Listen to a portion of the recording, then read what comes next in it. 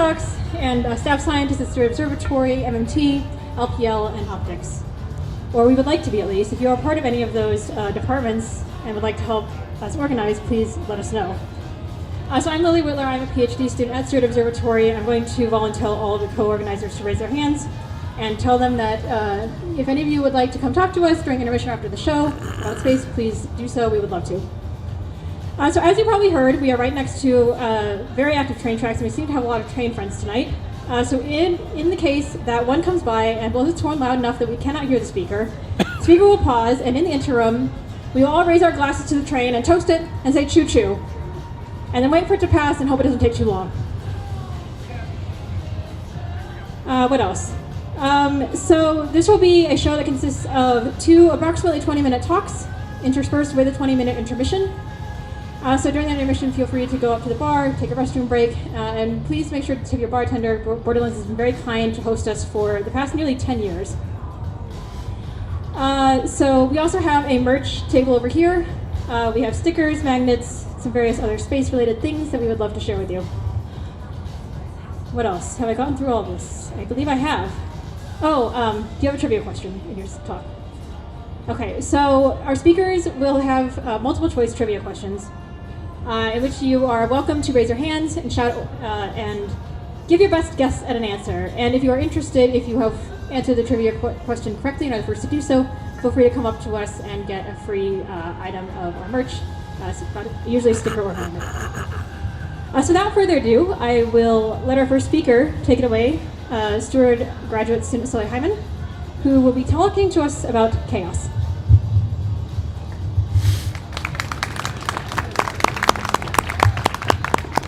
Hi everyone, thanks so much for braving the chilly weather tonight and coming out. So thank you, Lily, for the introduction. I'm a fifth-year graduate student at Steward Observatory, and tonight, if the clicker works. Sorry, my bad. I wouldn't be space dressed without this. All right, tonight I will be talking about cows. Which, just kidding, but this is actually a true story. Someone posted online once where their professor heard the French philosopher Derrida speak at a conference, and he gave an entire talk about cows, and everyone was dutifully taking notes about cows. He comes back after a short break and says, "I'm told it's pronounced chaos."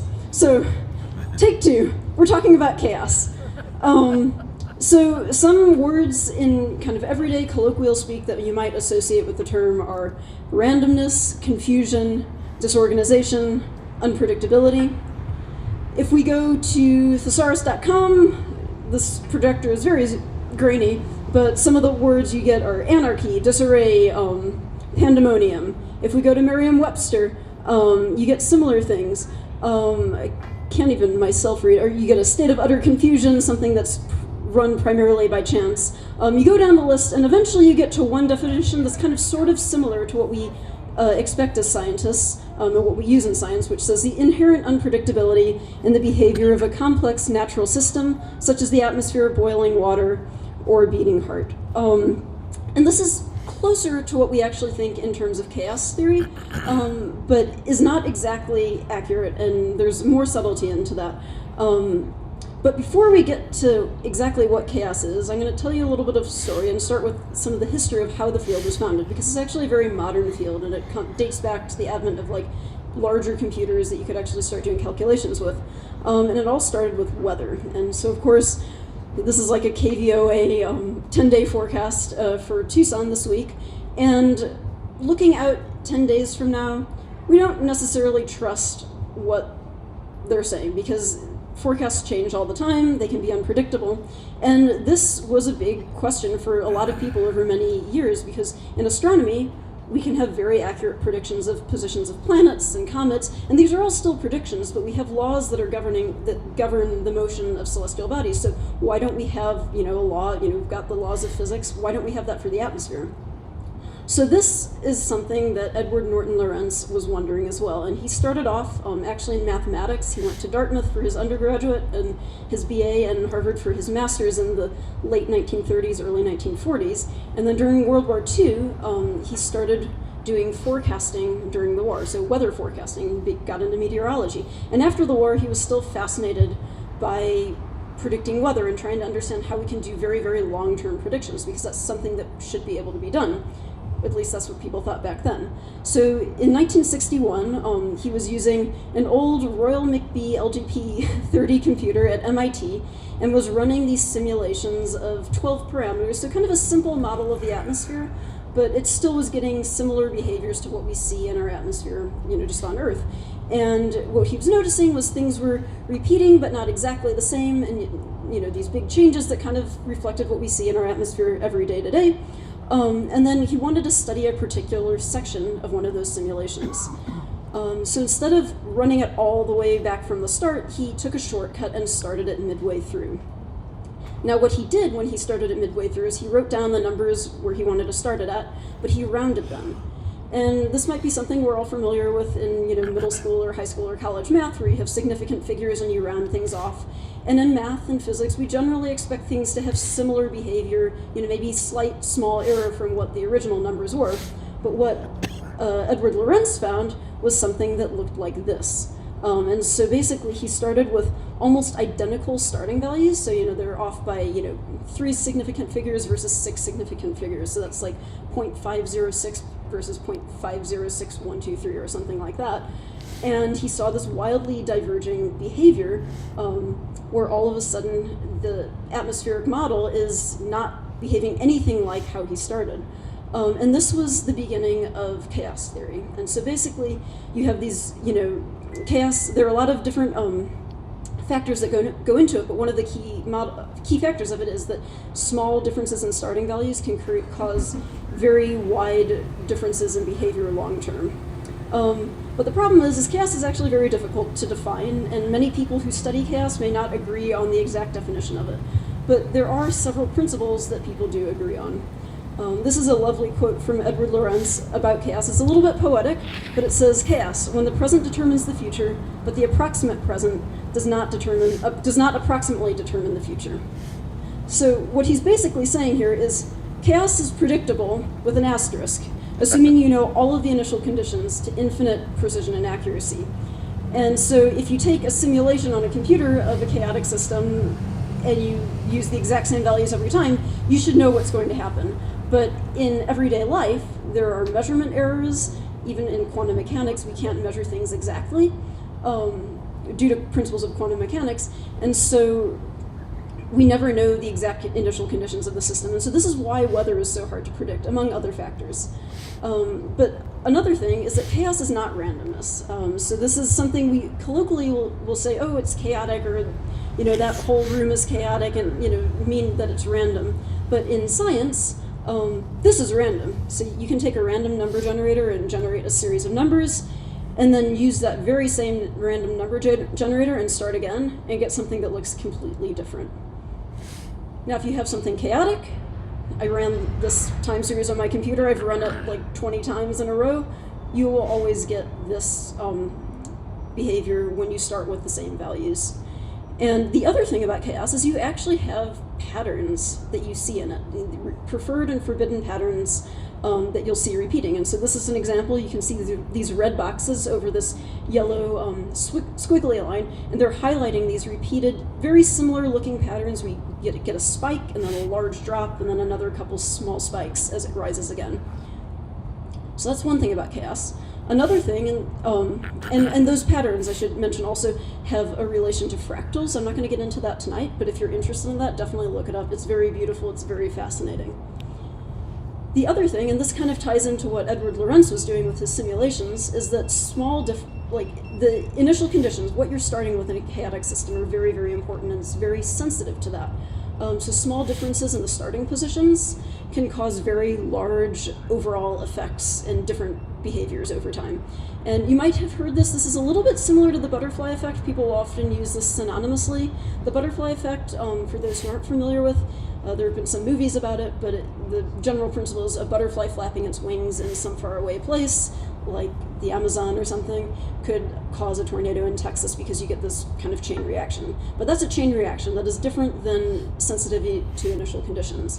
But what you can see, as an example, This is basically a pendulum. It's called a double pendulum system. So in physics, this is a common problem we'll talk about in some of our classes, but basically you have a pendulum on a rigid rod that's attached to another pendulum, so you can kind of get them moving independently a little bit. And it's a well-known chaotic system because if you start it at 3 different angles, or if you hold it at a particular angle, and in this simulation I'm going to show 3 different versions of this playing simultaneously with all just very, very slight differences in their starting angles. So you have 169.9 degrees, 170.0 degrees, and 171.1 degrees. Even standing up here on the screen, I can't see the actual differences where they're plotted here. But if we start this, you see that at the beginning they have very similar behavior, and then they wildly start changing. Is this mic still on? Can people hear me in the back? Yep. Okay, just kind of hang tight.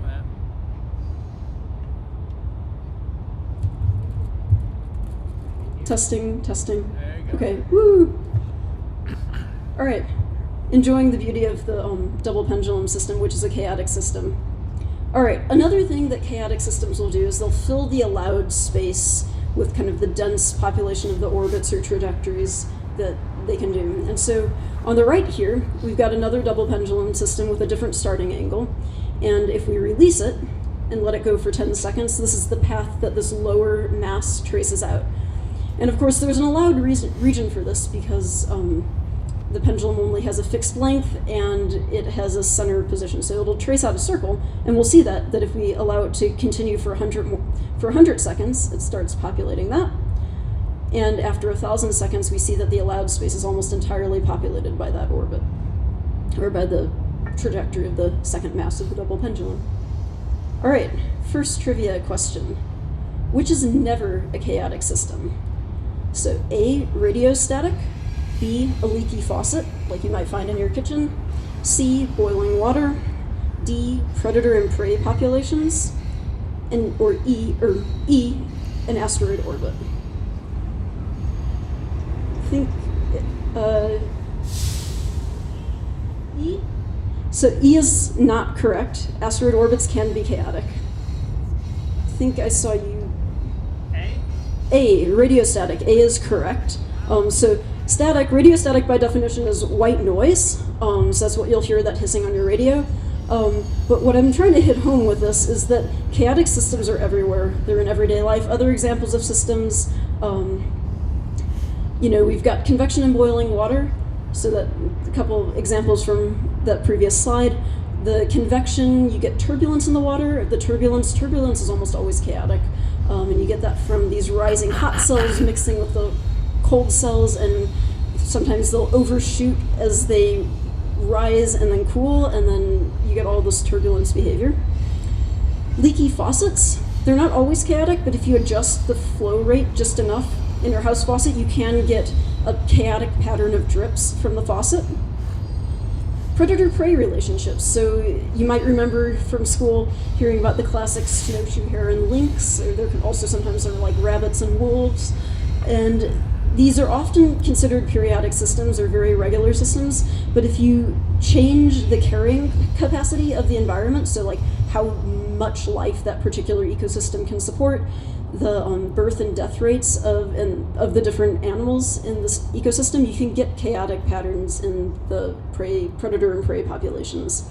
And finally, and this might tie in a little bit to the second talk, asteroid orbits can also be chaotic, especially when you've got many-bodied systems. So you might have heard of the three-body problem. Three-body systems are often chaotic, and this is actually really important for understanding how to protect Earth from planetary collisions.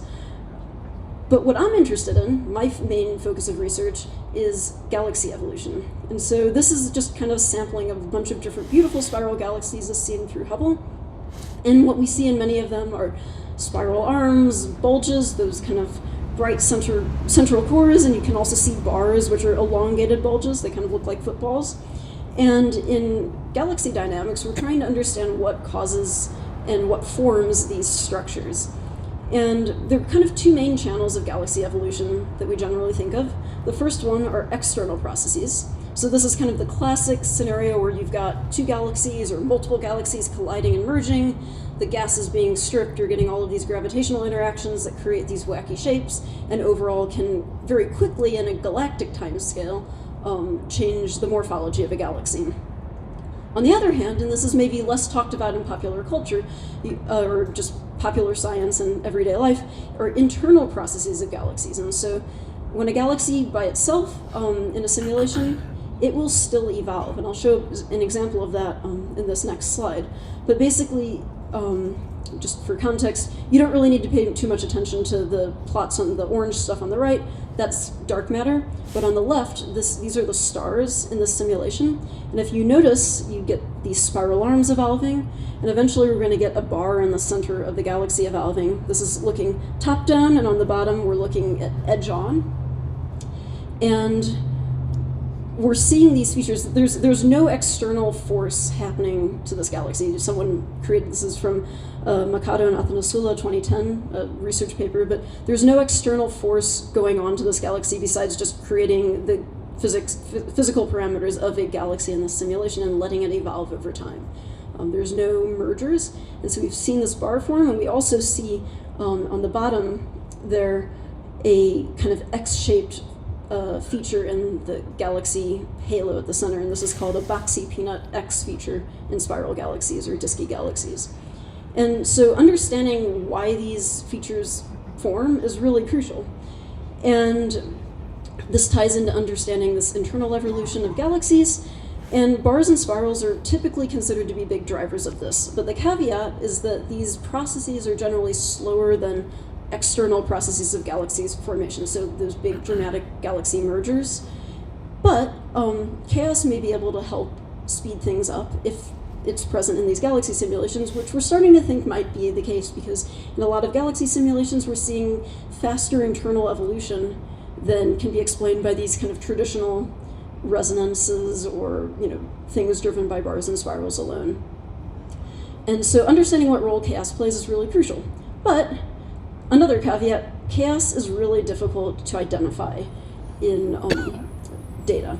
It often looks a lot like noise, and so it's tricky, especially when you're looking at simulations where you might have noise involved, added in, to understand what role chaos is playing. And this is what I'll talk about this in a couple slides, but what I'm doing for my research. But before then, another quick trivia. Which one of these is a chaotic time series? So you can just yell out top or bottom, show of hands. I heard a bottom over here. That is correct. And so, as you can see, they can look very, very similar. If you remember from earlier, I mentioned that there's sometimes characteristic patterns that you'll see show up in a chaotic series, and you might be able to make out some of them in here, but it's difficult. And so one of the things I'm working on is actually taking an approach that's been used in plasma physics, which deals with turbulence and magnetic fields a lot. And we've developed a code called Peccary in honor of our beloved javelinas here in Tucson. And what Peccary does is it basically takes time series or data from some sort of simulation and looks at various aspects of it and tries to identify which ones are chaotic, which ones are periodic, and which ones are noisy or random.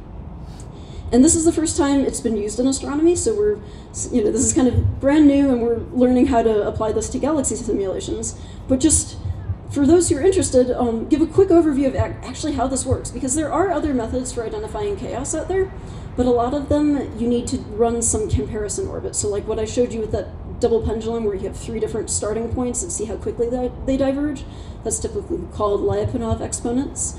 But what we do is we basically take a data set, so this can be some time series, this can be position versus time, it can be many things, and then you create this sampling scheme where you pull out points one by in groups. And so right here, we have a sampling size of 4, and we're just, these blue points are the ones that we're pulling out to sample. And then we're skipping, you can kind of change the time scale on what you're looking at, which is of interest in galaxy simulations, to understand what time scale these chaotic behaviors might be occurring. And so in this case, we have a sampling size of 4 and a sampling interval of 3. And then you pull out those blue points and plot them with their relative amplitudes and basically order them from the lowest amplitude to the highest amplitude. So in this case, this ordering of points would be 4, 1, 2, 3. And then you just scan across the data set and keep track of how many times you get these orders of numbers. So that's an example. Then after that, you tally them up. And this is just a kind of comparison of what different tallies for these pattern frequencies look like for different things. So for noise, you basically get a very close to uniform distribution of patterns. So you're getting all possible patterns, which makes sense because noise is purely random. You shouldn't expect to see any particular patterns arising in that. For something that's periodic, so like a sine wave, just going up and down and up and down, you see that rising of the sine wave and the falling of the sine wave, and then the peak and the trough. But then chaos, as I mentioned before, you've got preferred and forbidden patterns. So this chaos pattern plot, where you're looking at how often you see different patterns, you're going to see more population of that than a periodic data set, and you're going to see fewer patterns than a noisy data set. And then you plot them on this plane, which we technically call the HC plane, but I also like to say it looks a little bit like the Starfleet logo. And in essence, it looks complicated, but really isn't, because on the bottom we have something that on the left side on the x-axis goes from ordered to random. So something like a line will fall on this ordered side because you only have a single pattern. And on this far side, when you have something like white noise, you get all sorts of patterns. And then on the y-axis is a measure of how simple or complex that time series is. And chaos lives at this region of maximum complexity. And so this is how what we're using to identify chaotic behavior in galaxy simulations. We're kind of starting on this great voyage of learning how to do this, so stay tuned. Hopefully I'll be back with another talk on this in a little bit, but I'll be happy to take any questions.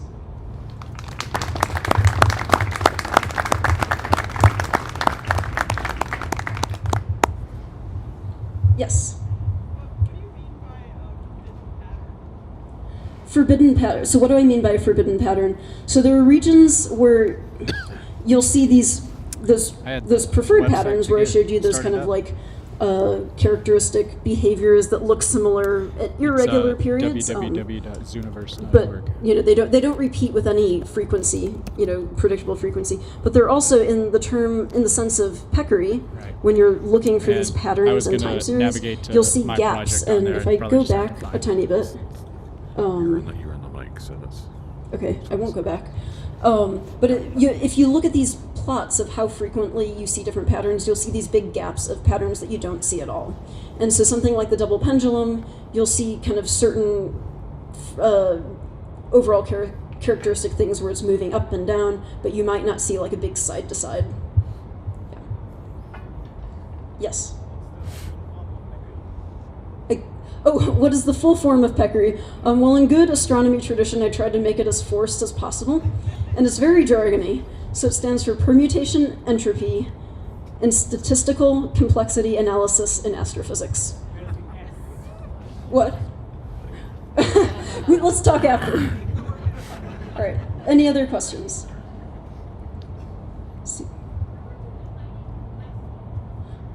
So how am I defining complexity in this context? So that's a little bit more of a technical definition, but in essence, complexity is a product of the x-axis, so how ordered or random it is, with a measure we call disequilibrium. So basically this disequilibrium is how far is that tallied distribution from a uniform distribution. So if it's very flat and you see the same probability of any pattern, that's a very low disequilibrium, whereas if you have like just a line and you have one single pattern you see in the entire time series, that is high disequilibrium.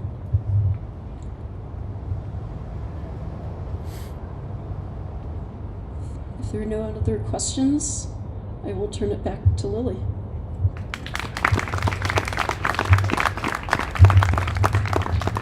Thank you so much for that fantastic talk. So we are now going to go on a 20-minute intermission. It is now 8:01, so let's just be back here at 8:20. So feel free to come talk to us at our merch table. If you are the person who correctly answered the trivia question and are interested in coming and getting a free sticker or magnet or something, feel free to come talk to us and identify yourself. If you get a drink, please make sure to thank and tip your bartender. And otherwise, we will be back here in 20 minutes with our second talk.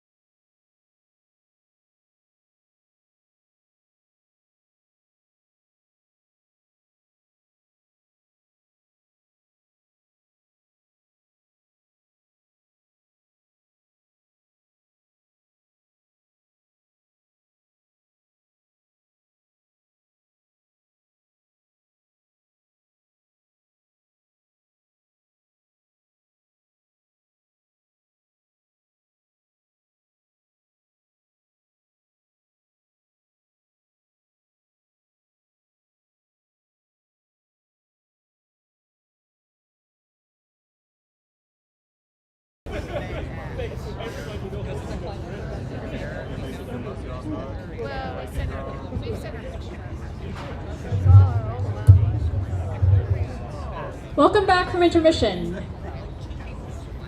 Thank you all. So before we get started with our second talk, I just want to very quickly plug a very cool event that is hosted by the Lunar Planetary Laboratory. So this is the Art of Planetary Science, which is an annual art exhibition that's run by LPL.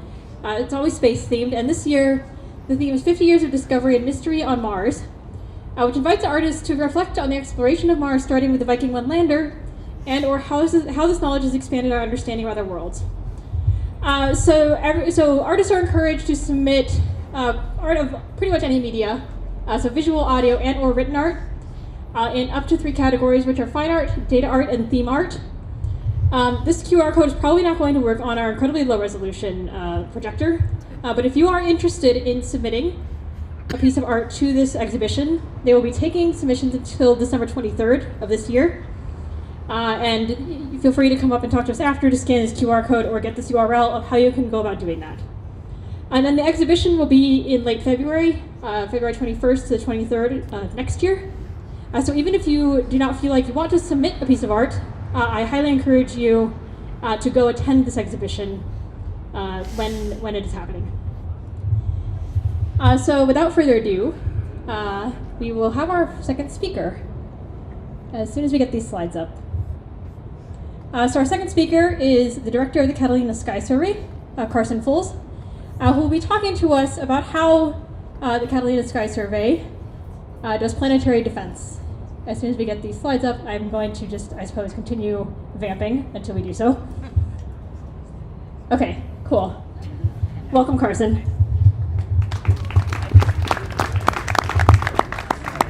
All right. Sweet. Let me make sure I can operate the doohickey. There's the laser. Oh, okay. Do I have to point it at the thing? Okay. Anyway, I'm going to try to convince all of you here to help out. That'll be at the end. But first, a little history lesson. The start of planetary defense and the Catalina Sky Survey. They kind of coincided. I'm going to take you back in time, way back to the 90s. 1993, the Shoemakers and David Levy were out at Palomar observing, looking for asteroids at the time, and they found a new comet. Called it Shoemaker-Levy 9. That was the 9th comet they had found together, so it's Shoemaker-Levy 9. And it was an odd comet. Morphologically, it looked a little weird, and folks were kind of looking at it in the sky like, that's really close to Jupiter. I wonder if it's actually close to Jupiter, or if it's, just appears that way in the sky. Turns out it was actually close to Jupiter. In fact, it was orbiting Jupiter at the time. They're like, that's weird. Comet should orbit the sun, not Jupiter. But anyway, subsequent observations of the comet, people crunched the numbers. It's like, it looks like in a little while, this object is going to come like within a couple 10,000 miles of the surface of the planet, or within the center of the planet. I'm like, wow, that's an impacting trajectory. That's actually going to hit Jupiter. That's cool. And so it did. Unfortunately, when it hit, it actually hit away from our view, so kind of right on the dark side where we couldn't see it. But as Jupiter rotated around, we could see what had happened. We have these lovely scorch marks on the surface of Jupiter. A lot of quotes there. But the neat thing about these scorch marks is how big they were. Compared to Earth, about like that. These were about the same size as Earth due to this comet that had been shredded, broken up into a couple of pieces that were several kilometers in size, and they hit Jupiter and scorched the surface in a fireball the size of Earth. Cool. That scared some people because kind of until that point, it wasn't really in the collective consciousness that this was a thing that happens, even though we can see the moon and it's full of craters and there's craters all over the solar system. It just didn't really click with people for some reason. Anyway, a couple of years later, here in Arizona, there were a couple of graduate students, Carl Hergenrother and Tim Spar, and they got with Steve Larson and said, hey, there's a telescope up in the Catalinas. It's a very wide field of view, and it's not being used. We want to use that to try to find near-Earth objects, stuff that comes close to the Earth. And they're like, oh, it's not being used. Sure, go for it. That was this telescope, the Schmidt, actually ran using photographic plates at the time, very old school. So they would sit up there and guide the telescope by eye and insert a plate and take an image and then pull the plate out, and someone would go develop that, someone would put another plate in. They did this to try to find asteroids, and they did find some asteroids. Not a ton, because that's a slow process, but they did find some. That's where CSS was born, and over the years, since 1998, we have grown and evolved into one of the most prolific NEO discoverers in the world.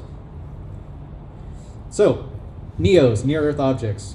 What are these things? Why do we care about them? They are mostly asteroids, but some comets. So if someone says NEA or NEO, they're kind of interchangeable. There's only about 122 near-Earth comets right now. I think one just evaporated. But has to bring them close to Earth for us to care about them. The actual definitions has to have a semi-major axis. Its closest approach to the sun, the perihelion, has to be less than 1.3 AU, so about 228 million miles, something like that. Currently, we know of about 36,000, a couple more than that, and we're discovering about 3,000 new ones every single year. But there's still tens of thousands that we still need to discover. How do you know that, Carson? I'll tell you in a second. But there's still tens of thousands that need to be discovered because NEOs, NEAs, they can hit Earth. And we've seen this before in fairly recent times. Take you back to February 15th, 2013, over Chelyabinsk, Russia.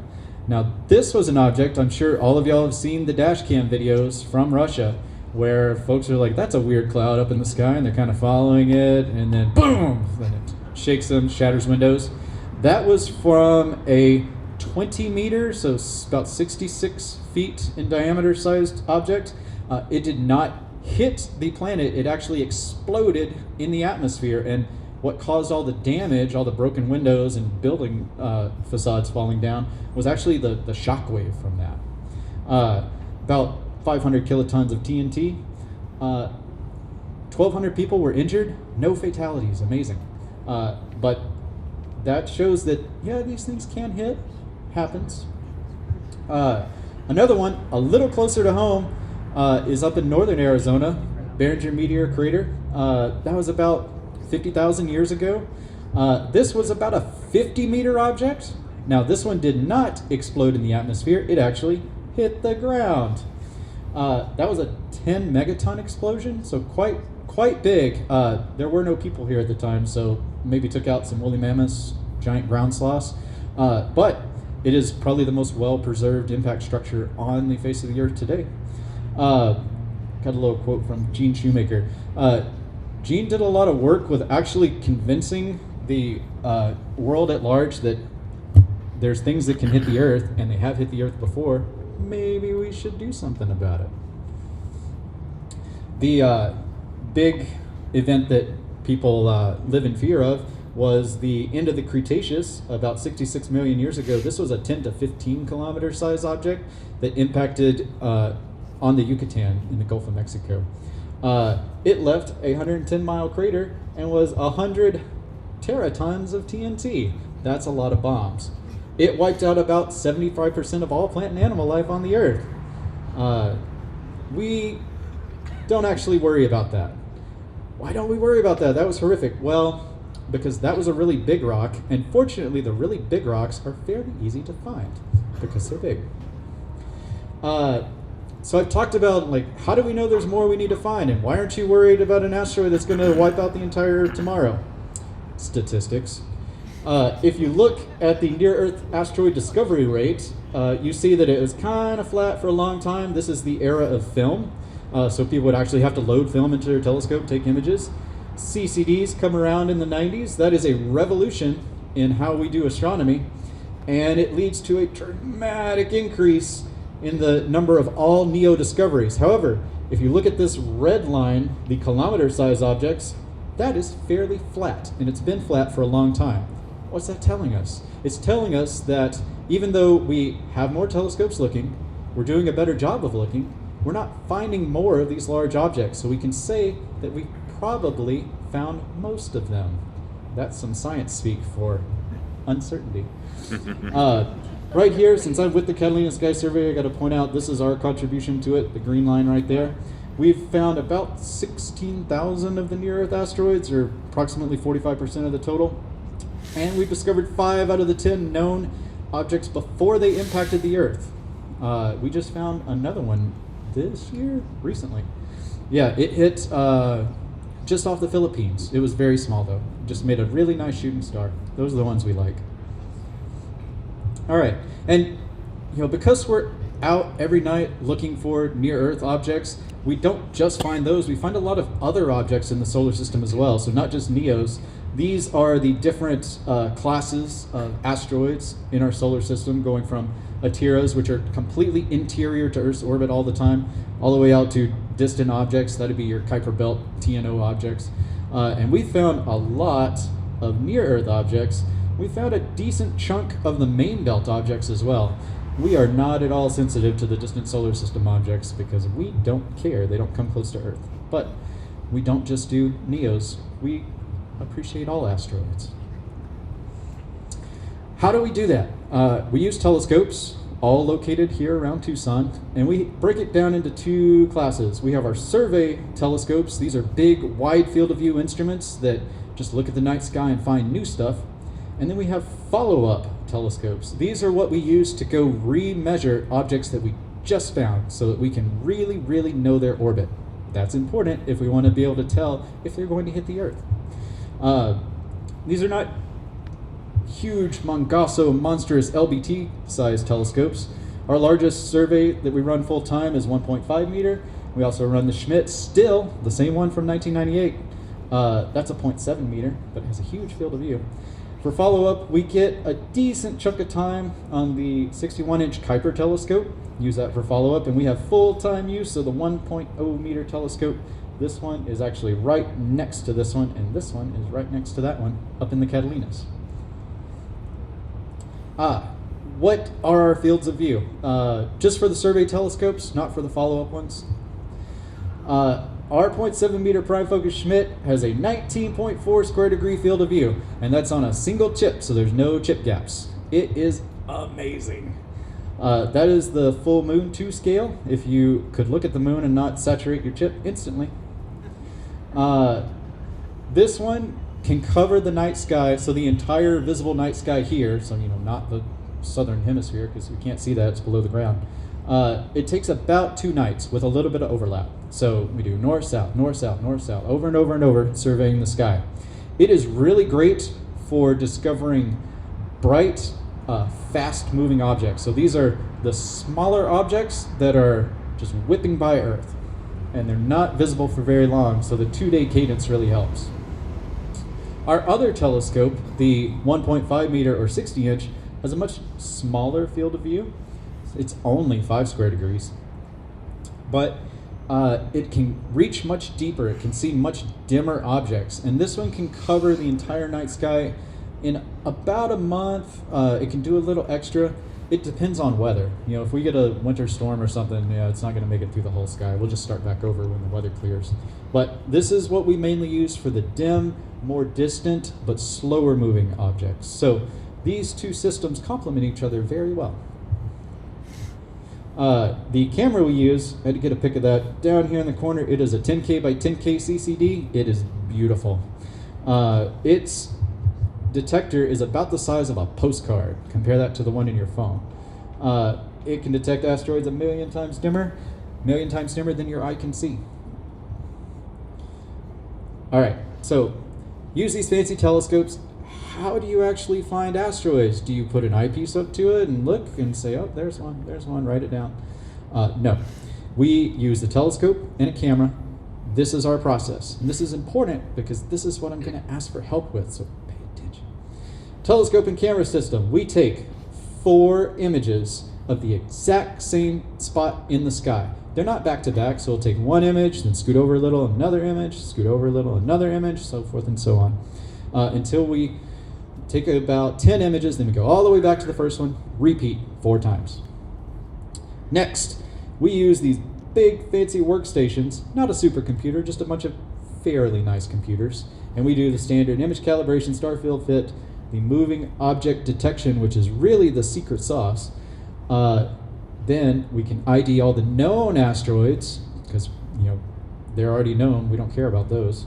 And then anything that's left is a potential new discovery. Those are the ones we care about. Humans. Humans are integral to the Catalina Sky Survey, as we have a human actually review these detections. So we don't rely on machine learning algorithms or any fancy AI stuff. It helps, but we have a human in the loop to make these decisions. Not that's from the movie. That's what it actually looks like. There's Greg there on our 6 monitor setup. That's way better than giant touch screen anyway, right? Humans are really adapted to be able to detect motion, so slight motion. And we take those 4 images, the asteroids actually move from image to image, but the stars in the background stay in the same spot. So when we animate those, when we flip them kind of like a cartoon, you can see the asteroids actually moving. And humans are very, very adept at detecting that, even when the object is very faint, so it's almost not there, we can still do it. Another reason we have an actual person there is because as soon as that image is finished being taken at the camera, we start processing. That processing takes about 10 minutes, and then it's ready to be reviewed. So from final photon hitting the camera, 10 minutes, Greg's there checking out the images, making new discoveries, because we need to report them right then. If we waited until the next day, or after we had our coffee and it's done processing and we take a leisurely step, those asteroids are gone. So we need to identify them as soon as possible so we can commence follow-up observations so we can nail down its orbit. That's been our operational philosophy for a long time, and it's proved very effective. So, sharing the workload. We're getting to your part, I promise.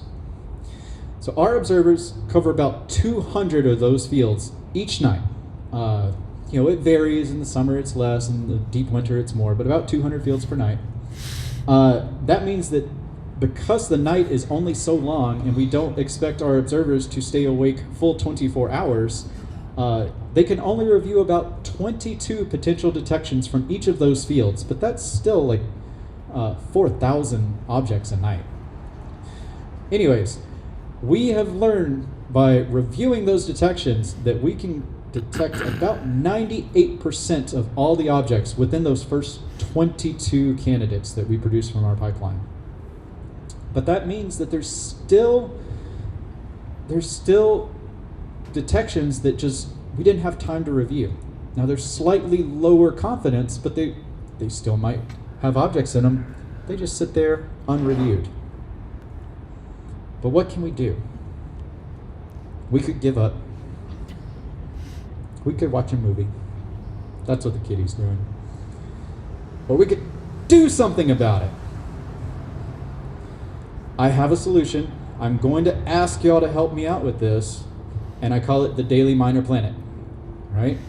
This is a citizen science project that is free for everyone to participate in, and we take the next couple of candidates from our data, from last night's data, and we put them up for anyone in the world to review.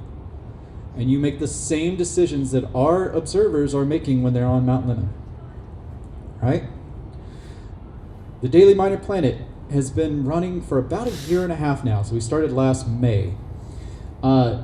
We do daily uploads, so there is a person on top of Mount Lemmon tonight running the telescope, the 60-inch telescope. When they finish for the night and they close up the dome and they go to sleep, they're going to start data transmission down to campus. As soon as that's finished, about noon, we're going to start uploading data from last night to the Citizen Science Project for review. So far, about 7,200 people have participated in this project.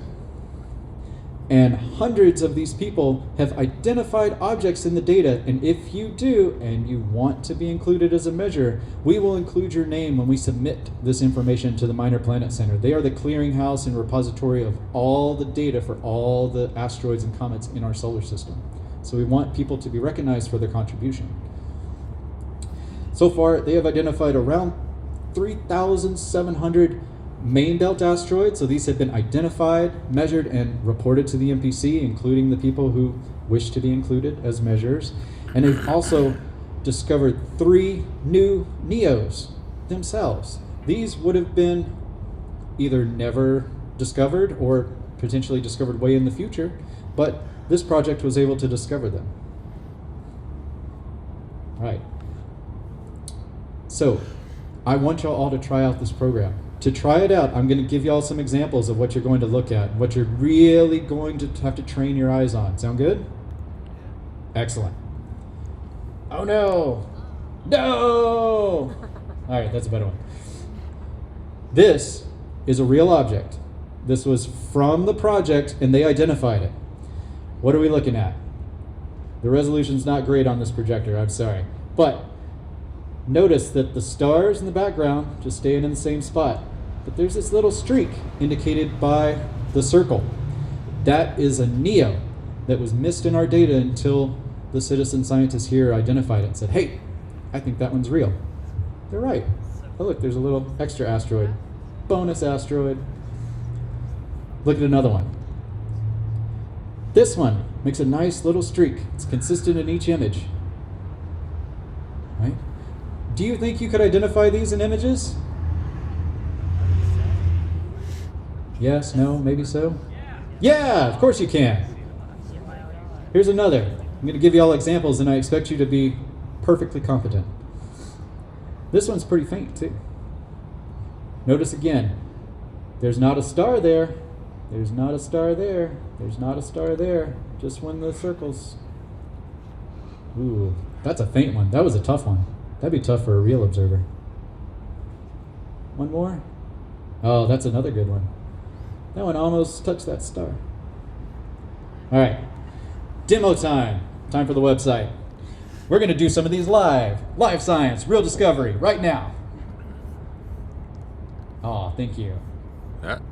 This is it. If you go to the website, you want to try it out, this is what you're presented with. Now, to be fair, if it's your first time, it's going to pop up a tutorial to give you some background, hopefully make you slightly more competent, but y'all have already seen it.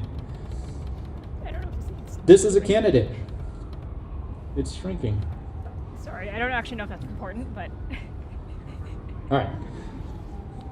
What do y'all think? Shout it out. Yes or no. It's just a yes or no question. I'm hearing conflicting answers. Someone be assertive. Yes. Yes? All right. So this is real data. We're not going to know unless it's an already known object. There are some of those sprinkled in to keep you on your toes. Oh yeah, click done. All right, next one. What do y'all think?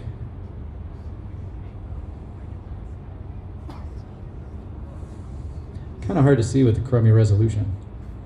Come on! The fate of the planet depends on it, and y'all are being quiet. No. No! Give us a no. All right, two more. What do y'all think?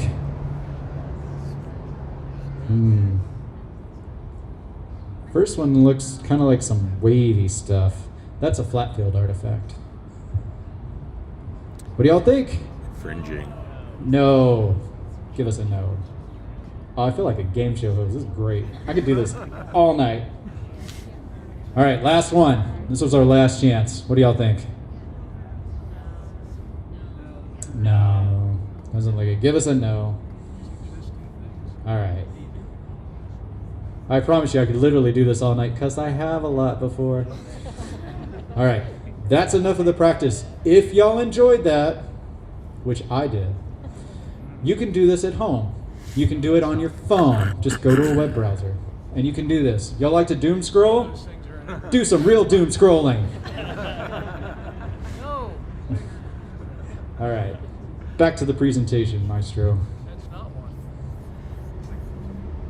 What y'all think about this one? That's not one. I'd say that one's a no. Only Yeah. the last one is a no. All right, All the switching it others around. exist. Yeah. So, Zooniverse does have an app for iPhone and Android, iPhone and Android. Don't do the app. The app's kind of trash. Just use your browser. Works way better. All right, back to it. Yep. There we go. That's it for the demo. That's towards the end. Conclusion. CSS, we are going to continue to be a leader in planetary defense. We stay up at night so you don't have to. But we do need your help. I mean, this project depends on people putting in their time because A, they like discovering stuff, and B, because it's fun doing science. If you want to help, I'll tell you how. Go to zooniverse.org and search for the project, The Daily Minor Planet. That's what it's called if you get the reference. Very nice. Oh, what happened? There we go. There's the QR code if you want to scan it. Hopefully that's high enough resolution. It'll take it to you. That's all I got, folks. Happy to take any questions.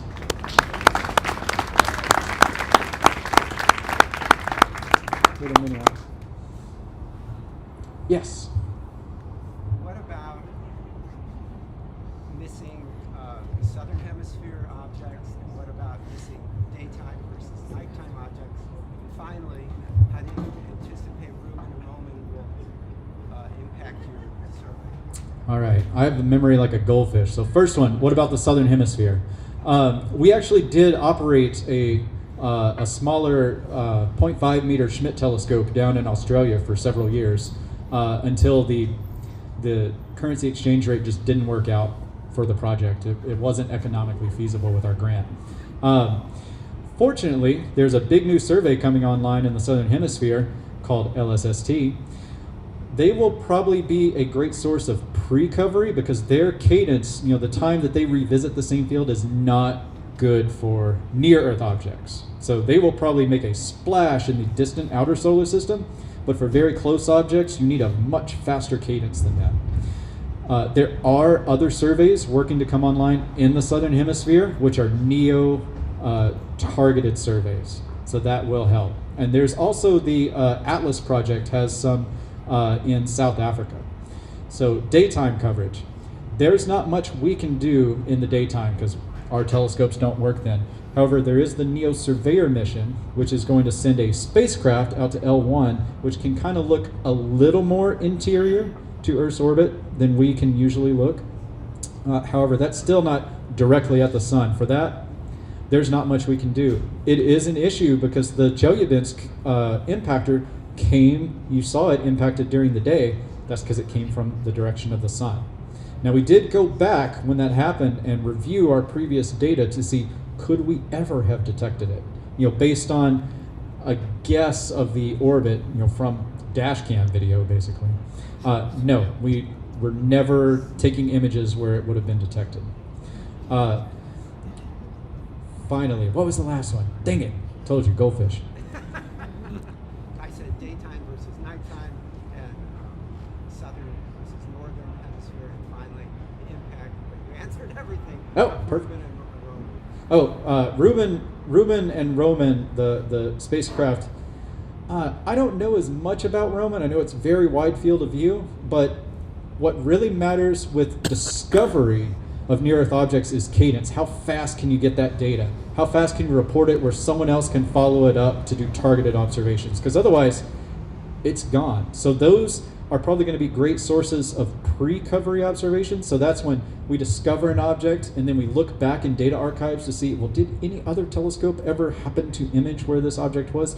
Yes, they did. That really helps our knowledge of the orbit. So that will be productive. But for discovery, as much. Yes?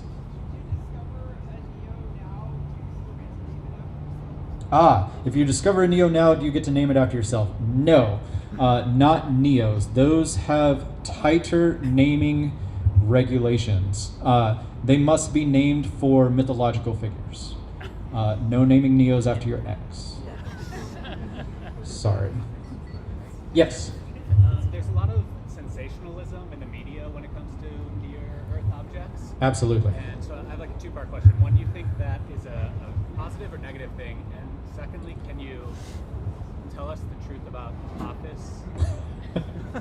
Or the god of darkness in Egyptian mythology? But it does fit the naming convention, right? Yes. Yeah. It's hard to say. I mean, some press is always good. I get a constant Google feed bombardment of, bus-sized asteroid whizzes past Earth. NASA detected giant asteroid the size of 30 penguins heading towards Earth. I'm like, yeah, I guess. I honestly don't think it's productive to be sensationalist, which is why I had the big X over the dinosaur-killing asteroid. But it does pay to be aware and informed. Our survey and the others that are funded by NASA, our mandate is to find objects 140 meters and larger that come fairly close to the Earth. Now, a 140-meter object would not lead to worldwide devastation. It would be catastrophic local devastation. That's really where we are focusing now. Our surveys are all optimized for those, so not even for the small impactors that make big news stories, but those are usually like the size of a basketball or around that size. That's not a threat. It's good exercise for the system that's in place. But yeah, I don't find catastrophic sensationalism productive. I'd rather people have real conversations of, which are much more akin to insurance coverage. How much do you want to pay for your premium? How much do you want to pay to look for these objects? Follow-up question, should we have asteroid insurance? Should we have asteroid insurance? No. No. As for Apophis and the truth about it, it's going to come very close to Earth and then it's going to pass away. And it'll be cool. Yes? What's the smallest size object you're confident of saying anything that size and larger will probably not hit Earth in the next 100 years? Ooh, off the top of my head? I mean, the asteroid with the highest risk profile right now is actually Bennu. But that is for many, many, many, many years in the future, and it is a tiny, tiny fractional chance of impact in the distant future. So that's about it. If you want to keep up to date with that in real time, there is a service called Century, which is run by the Jet Propulsion Laboratory, and we work with them quite a bit. Their mandate is to do projections for at least 50, and they try to do 100 years into the future for every newly discovered asteroid to assess its impact threat. So Century is where you want to check daily for your daily dose of doom. One more, right in the back.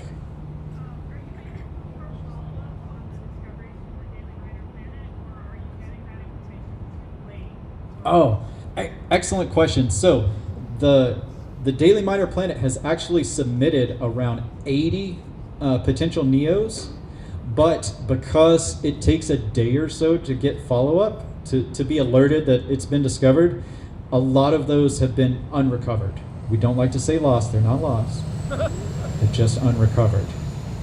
But that's the reason there's only been 3 confirmed discoveries. We are working to try to lower that latency, and we're working with the Zooniverse folks, because most of the projects on there, which really, guys, y'all need to go check out Zooniverse. You don't want to find asteroids? Would you rather transcribe whaling logs from the 1800s? They've got something for everyone. But their system's not really designed for rapid distillation of results that we need, like right now. But we're working with them, and it will probably improve in the next year or so. Yeah. I think that's all the time for questions. I will stick around for a bit if you want to come bug me. I love talking about asteroids. But thank y'all so much for having me and listening to my presentation. I hope to see you on the project if it's of all interest to you. Thank you. Thank you so much for that fantastic talk. And thank you all for joining us tonight. So our next show will be the 3rd Tuesday of December, which I believe is December 17th. And I hope to see you all there. It will probably be a little bit colder than now, so bundle up. Otherwise, feel free to come talk to us at our merch table. Feel free to chat with Carson after this. And otherwise, thank you all again for coming, and we will see you hopefully in December. Woo!